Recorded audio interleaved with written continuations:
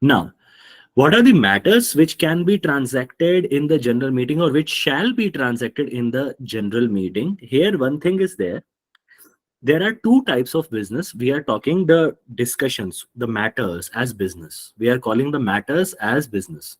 So there are the all the matters in the company law are divided into two categories. First is the ordinary matters or ordinary business. Second is the special business. In the company law, only four matters are defined under section 102 subsection 2 as ordinary business. What is the significance of ordinary business? That these four matters are only the part of annual general meeting, or in other words, I can also say that in every annual general meeting there shall be discussed these four ordinary business. So these ordinary business are only and only to be discussed at the AGM of the company. Any other business other than the ordinary business will be transacted as special business.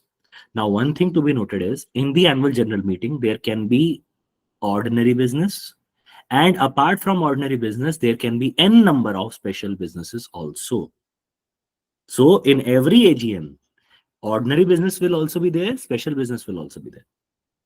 And in every extraordinary general meeting, see, we can't discuss these four ordinary matters in EGM because they are only reserved for AGM. So all the matters in the EGM will only be special business, because you are not going to discuss these four matters in any other meeting except AGM. So to cut short, to summarize, what we can say that in annual general meeting, we will discuss ordinary business and we can also discuss special business. And in every extraordinary general meeting, we will be only discussing the special businesses, because ordinary discuss businesses are not to be discussed in EGM. So what are those four ordinary business? We need to learn these four ordinary business.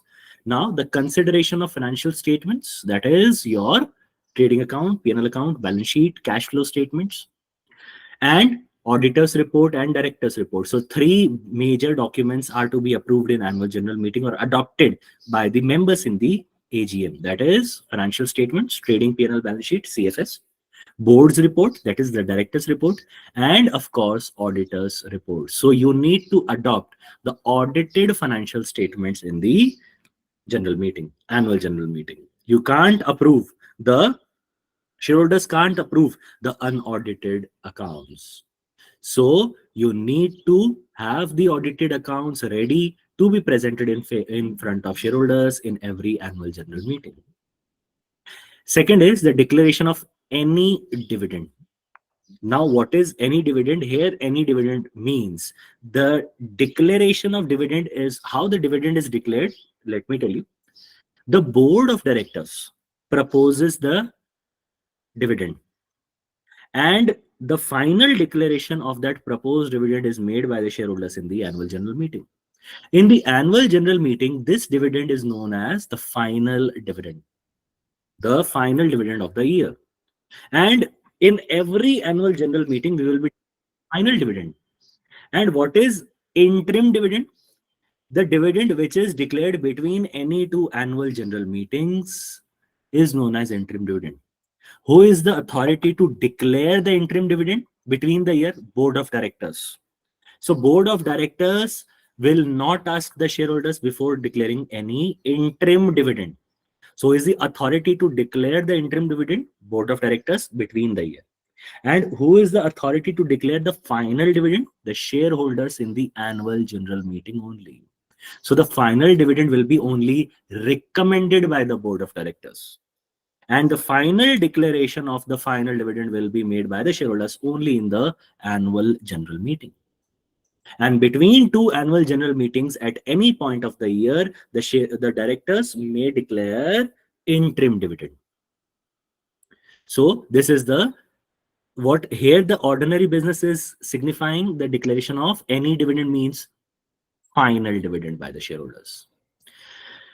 Third point is the appointment of directors in place of those retiring. This line is very important, in place of those retiring. See, there are n number of directors. There are n number of types of directors, which we'll be discussing in the later class. It can be additional director. It can be rotational director, non-rotational director, alternate director, casual vacancy director. Here, the retiring director means there are certain retiring directors who are fixed to be retired at every annual general meeting by rotation. We are not talking about all the types of directors, but we are only signifying one type of directors, that is those who retire by rotation at every annual general meeting. Who are those directors? What are the quantity of such directors? We will be discussing in the chapter directors. But one thing is very clear, that all the types of directors appointment is not ordinary business. Only the appointment of directors in place of those retiring, or what we call it as rotational directors, are the part of ordinary business. Rest all types of appointments of directors shall be classified as special business. If the director is an alternate director, additional director, or whatsoever type of director, it shall be classified in the special business. And the last is the appointment of and fixation of remuneration of the auditors. Here, the auditors normally means the statutory audit firm conducting the financial audit. We are not talking about the secretarial auditors, and we are not talking about the post auditors, CS and CMA. We are only talking about the CA firm conducting the statutory audit. So, appointing the auditor and fixing the remuneration is a ordinary business. But one thing is very clear, appointment of directors is a ordinary business, but fixing of their remuneration is not an ordinary business. Just look at the point number 3 and 4. Only the director's appointment is ordinary business. Fixing of their remuneration is not an ordinary business. But in case of auditors, their appointment and their remuneration, both the transactions shall be considered as a single transaction as ordinary business. So you need to be very careful which types of directors appointment is ordinary, which fixation of remuneration we are talking about. These are classified as ordinary business. Apart from these 4 points, these 4 businesses, all other matters, if you want to discuss in the annual general meeting also, shall be considered as special business. And these 4 matters are not to be transacted in EGMs. So EGMs only consider special businesses. So far so good. We had discussed the ordinary businesses. The 4 businesses shall be treated only as the ordinary business. Is it clear to everybody? Is it okay?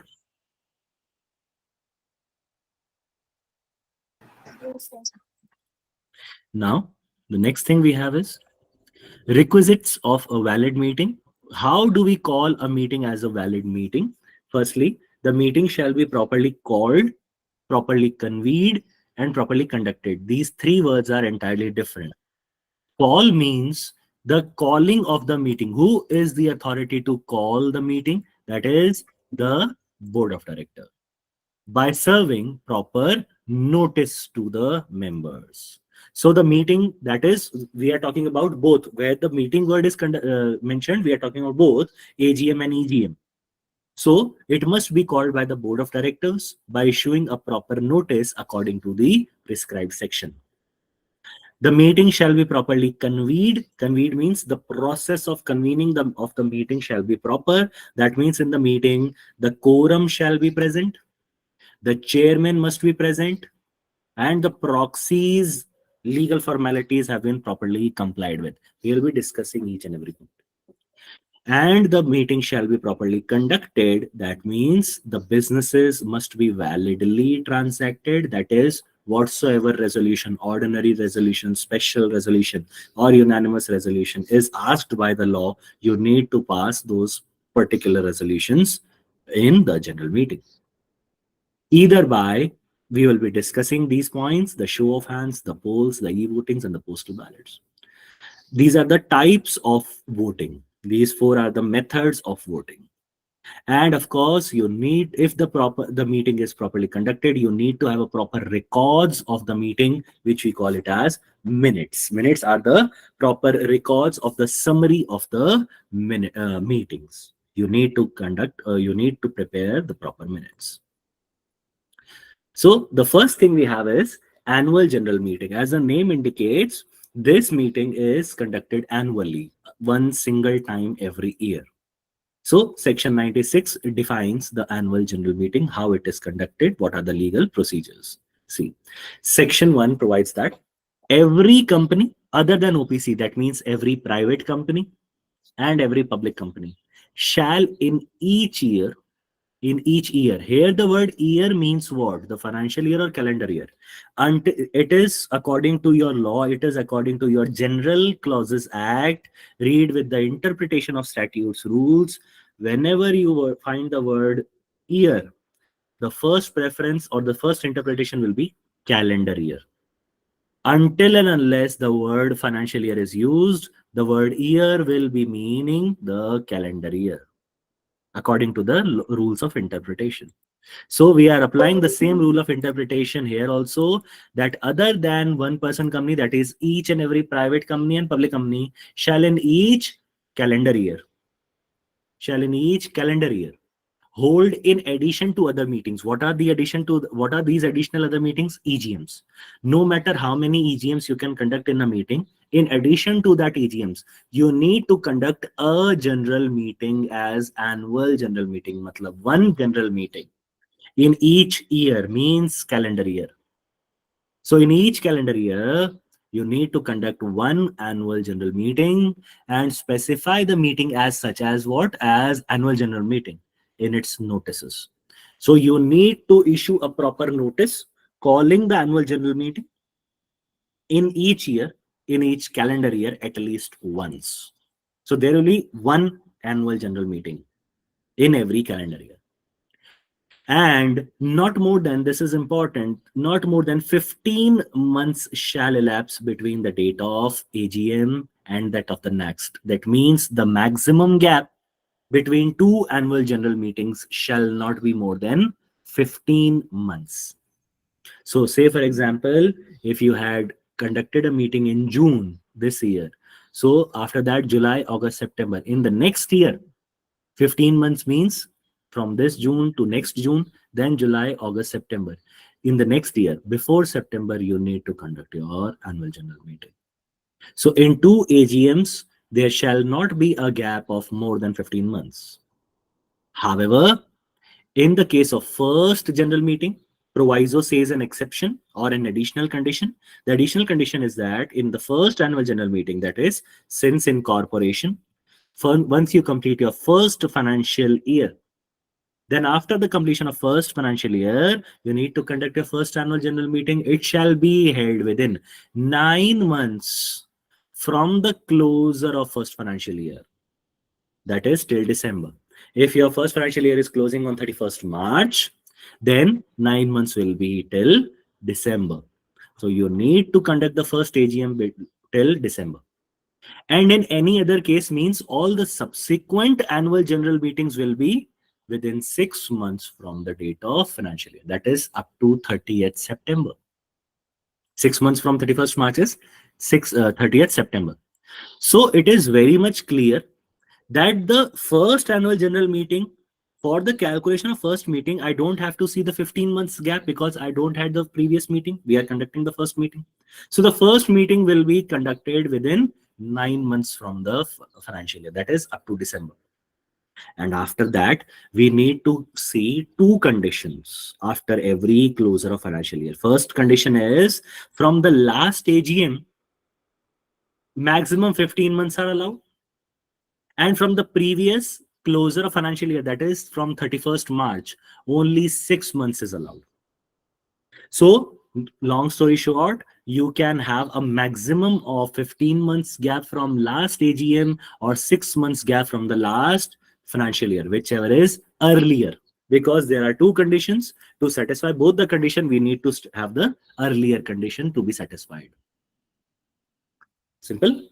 Further, second proviso says that if a company holds its first AGM, it shall not be necessary to hold any other AGM in the year of its incorporation. It means what I'm trying to say, what this proviso is trying to say is, say for example, if your company is incorporated in the year Say, for example, if your company is incorporated on 1st of April 23, so the first financial year will close on 31st March 24, and then in 6 months or in 9 months from 24, that is till December 24, you need to conduct your first meeting. That means, what about the 2023 meeting? Will we be required to conduct that? The answer is no. You can, if you hold the first AGM as aforesaid means within 9 months from the first financial year. Nobody is going to challenge you that in the year of incorporation, had you conducted your meeting or not. Apart from the first meeting, for every calendar year, you need to have one general meeting. So if my first financial year is 23-24, which will be completed after March 24, you are exempted to conduct the AGM in 2023. That is the first year of incorporation, till the completion of the first financial year. In any of the above case, the ROC may grant you extension apart from your first AGM. First AGM is what? Within 9 months from closure of financial year. In this case, the ROC is not going to allow any relaxation or any extension. That means till December, you need to conduct your first AGM. After that, you will be facing penalties. No extension can be granted by paying any fees to the ROC. But after the first, except the first AGM, for every annual general meeting, the ROC, you may apply to the ROC, and for any special reason, the ROC may give you an extension. Now, the extension may be maximum of 3 months, not more than 3 months. ROC can also grant you an exemption up to extension up to only 3 months from the last date till which you must have completed your AGM, not more than that. So the first subsection deals with the timing from the tenure of conducting the AGM, period of conducting the AGM. The second subsection defines the timing of the annual general meeting. So each AGM shall be called during business hour. Very important wordings are there. Called, right, from 9 to 6. The Companies Act have defined the business hours as 9 to 6. Now, there is the query. What is the meaning of the word called during the business hour? Let's try and understand. The Board of Meeting has called an AGM at 5 o'clock, and the meeting went, or the meeting concluded till 10 p.m. in the night. Is it valid or is it invalid that the meeting is going beyond 6 o'clock? What do you think?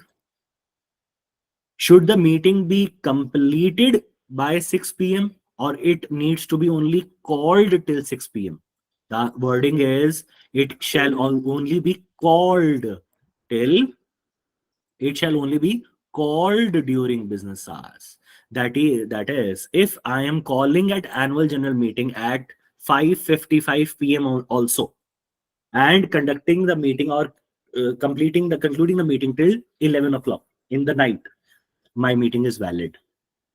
So the lawmaker has defined the word called and not concluded. So it is very important that the calling of meeting can be at any point before 6 p.m. The conclusion time is not defined, because there are 2-3 case studies as well in which the stakeholders, the shareholders, has challenged in the NCLT.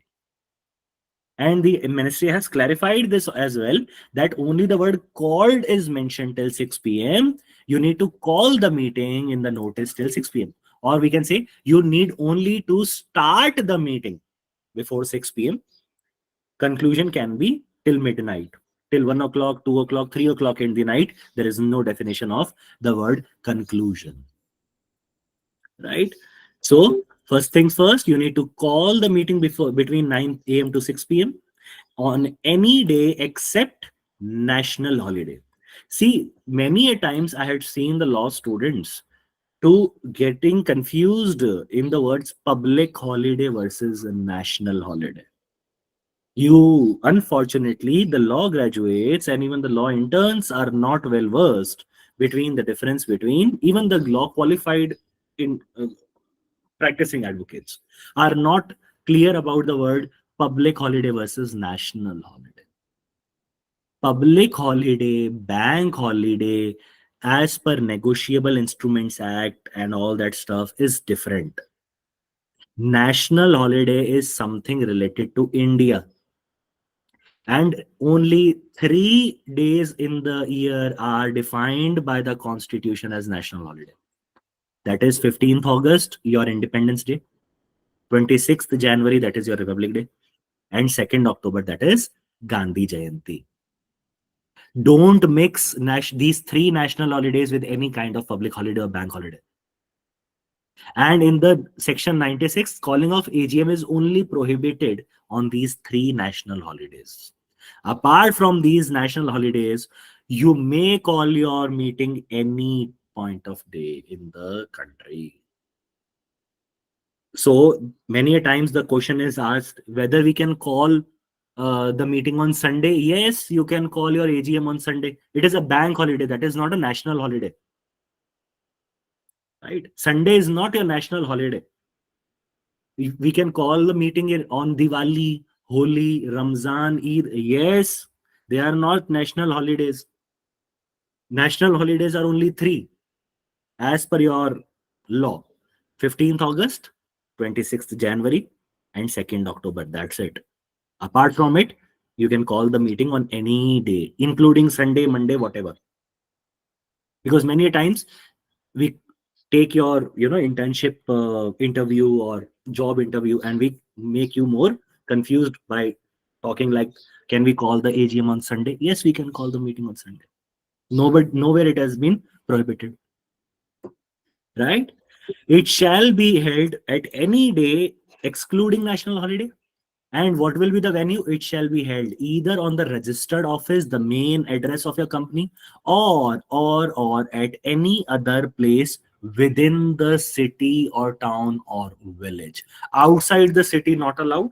Within the city, if your registered office is so big that you can accommodate all your shareholders, if they come, then it's okay. If you want to hire any banquet hall, club, hotel in the same city, provided it must be in the same city. Because if the shareholder is coming to your office in that city, he can come to some other place in your city as well. But you cannot have your registered office in Rajasthan, or say, for example, Mumbai in Maharashtra, and you call in your meeting at Hotel Pune. That is not allowed.